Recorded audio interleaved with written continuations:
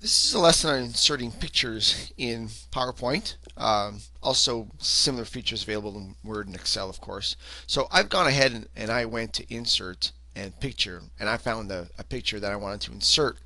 Now, once your picture's in, you can double click your picture and then your formatting toolbar comes up and you've got several things that you can do to this picture. So I got this picture off a website, a CDU website, and so if I want to crop out the fact that I got that from there, I can do that. So I can just simply ask for crop and then my cropping nodes come up and I can crop from any corner, from the top, from the side, depending what it is I want to eliminate. So here I just want to eliminate the bottom. So I'm just going to click and drag from that little icon there, and then when I let go, it's cropped out that part. If I wanted to crop out the little person on the tube here, I'd be able to do that as well, but I'm not going to now for the sake of this. When you're done cropping, you can turn the crop tool off.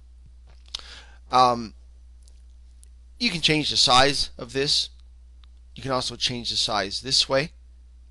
Uh, I've mentioned in the past, it's very important that when you're resizing photos that you size from the corner nodes, not from the side or the top, especially when people or animals are involved, because you're going to distort what these people are going to look like. So if I do this, let's say, these people are now distorted. The image of these people is distorted. They're not looking the way that they should. They've been compressed, and you don't want to do that when you're dealing with pictures of people. I see this error all the time in newspapers and magazines, and you just don't want to do that because you're altering the way these people really look. So if you need to size something, do it from the corner, and sometimes it would help even if you need to crop out part of the image to make it fit a space.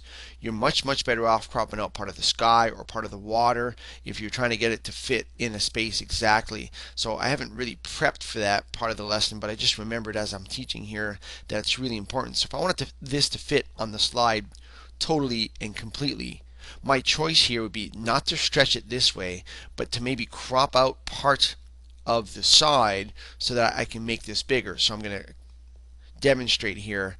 So now if I do this, crop out part of the picture I didn't need, I can now size this. So I've changed the proportion of the picture by cropping out an unnecessary part of it. And I would probably do that just once more, just a little bit more. I would come here and I'd say, all right, I'm going to get rid of that part. And then I can grow the whole image. So I'm eliminating part of the picture that I didn't need, and then I'm resizing the picture, and I didn't distort any of the people or objects on this picture. This picture might have been taken at dusk when it was getting a little dark, so it doesn't look quite right. I'd like to brighten this up. You have that option. You can go to brightness here, and you can choose a different brightness. And what I like about this version of Microsoft is, without actually picking one, it gives you a preview of what it's going to look like.